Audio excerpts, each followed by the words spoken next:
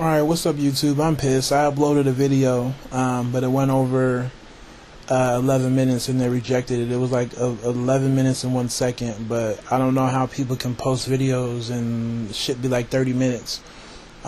Whatever. I don't feel like chopping it up, so I'll do it again. Okay, I got a PM from a black woman, and she came on and she was talking about how she feels like a lot of us are bullshitting. She's on a college campus. I don't know what state, but she's on a college campus, and she sees black men who don't fall under the category as corny still going off and desiring non-black women.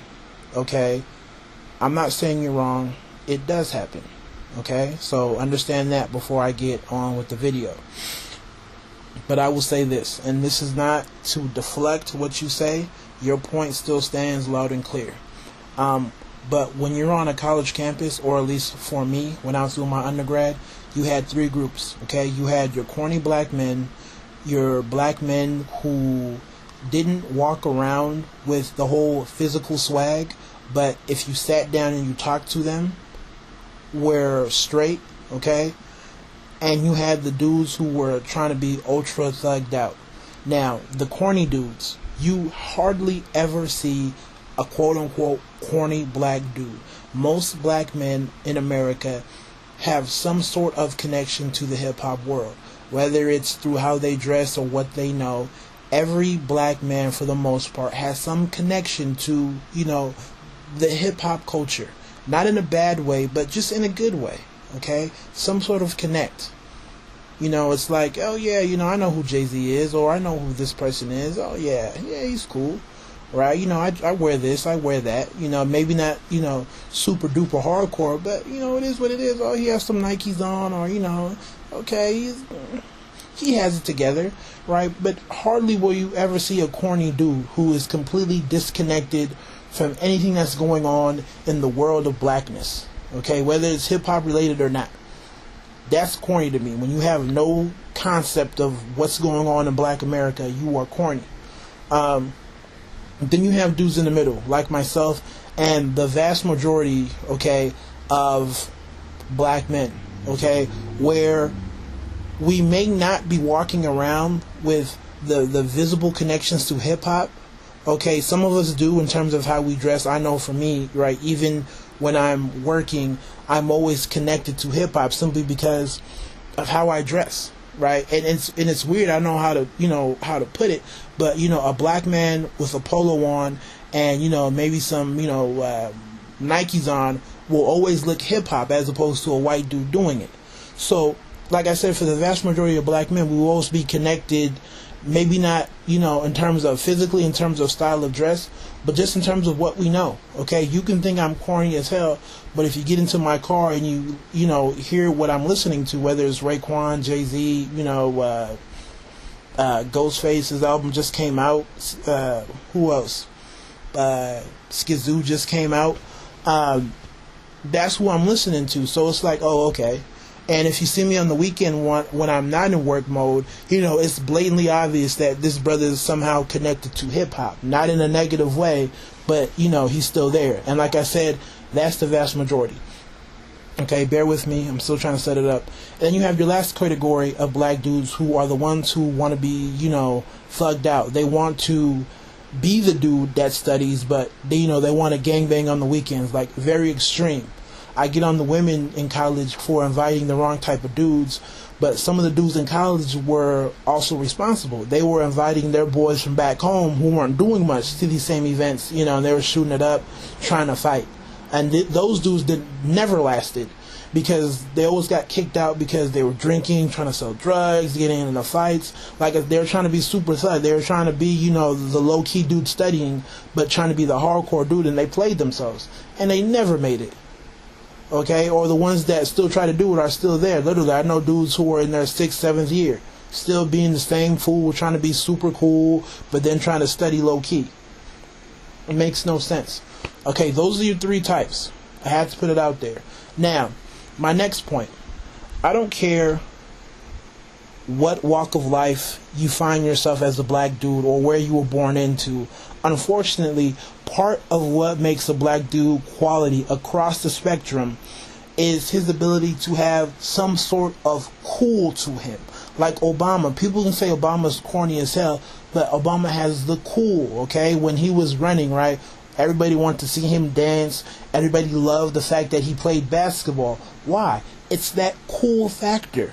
The other candidates and other presidents never had to do it. That's why everybody loves Bill Clinton, right? Because he played the saxophone and he got head in the Oval Office. He had that cool component. Not to say that getting, cheating on your wife at work is cool, but he had that sort of component. That's why everybody wants to say, before Obama, Bill Clinton was, the closest to black that we've ever had. Why? Because he had the cool points. He didn't come from money, he was this kind of, mildly poor type, everyday white dude who can play the saxophone, and everybody was like, hey, he's cool. So every black dude has to have that component, whether we like it or not. Okay? Now, here's the difference. Okay? And this is where I'm getting to your question or your comment about, black dudes with swag still running off. Understand this. The cool requirement is a whole lot easier to satisfy for non-black women. Okay? Just the fact that you are black almost pretty much satisfies that whole idea of being cool.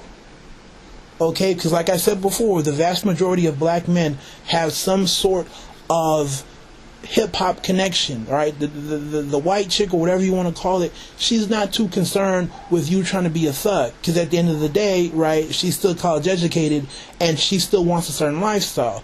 All she really wants is, of course, for you to be smart, for you to be doing what you have to do, but she likes the fact that if she gets in your car, you're getting some sort of black experience, right? You're listening to Jay-Z or somebody, or if she goes out with you, right, she's walking next to a black dude and, he may have on, a Yankees hat on, or, some Jordans on, some sort of signifier that, yeah, this is a black dude, yeah, this is something that you might see on MTV or BET. Okay? And like I said before, on the weekends, we can be that. Okay, so she's okay with the fact that we're like that on the weekends, but she's definitely more so okay with the fact that we study. Okay, she doesn't need us, or she wouldn't desire a black dude if he was really trying to be super thug. Okay, she doesn't want to be scared. She wants to be mildly scared. At the end of the day, she still has her standards. If she's going to go out and go against what her parents want her to do, she better make sure that dude can still provide at the same level that maybe that white dude can do it, that Asian dude can do it, that Middle Eastern dude can do it. Okay, we see this all the time. They just need a little bit. Whereas with black women, and I'm getting short on time, so I have to speed this up. Whereas we have black women, and that cool requirement is a whole lot harder to fulfill. Okay, like I said, the women in college were going after the dudes who were walking that line. Okay, who were really trying to be super thug, but really trying to study low key, and it never worked, and they always got kicked out. It wasn't enough for them to, see that, yeah, you may not be dressing hardcore, okay, but it wasn't enough for them to still understand that you were still connected. Okay, them hopping in your car and realizing that, you got the newest tunes wasn't good enough. You having a conversation with them wasn't good enough. You maybe going out and you're relaxing, so, you're dressed casually, more so hip-hop, wasn't good enough. They wanted you to actually be dangerous.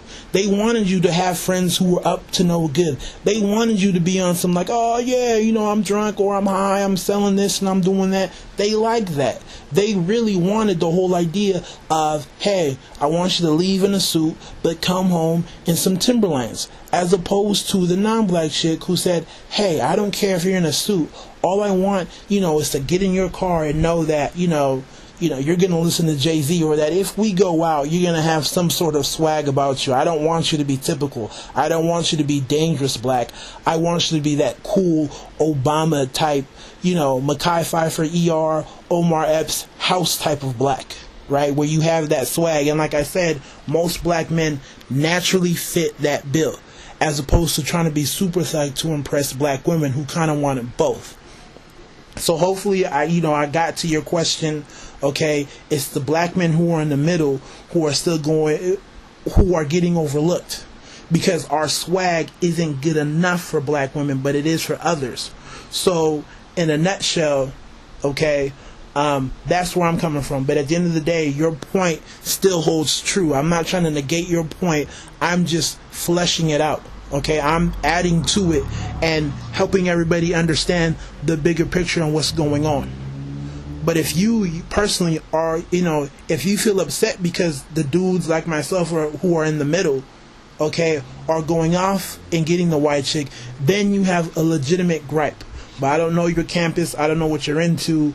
But like I said, all I can do is explain it to you in terms of how I see it. You guys take it easy. God bless.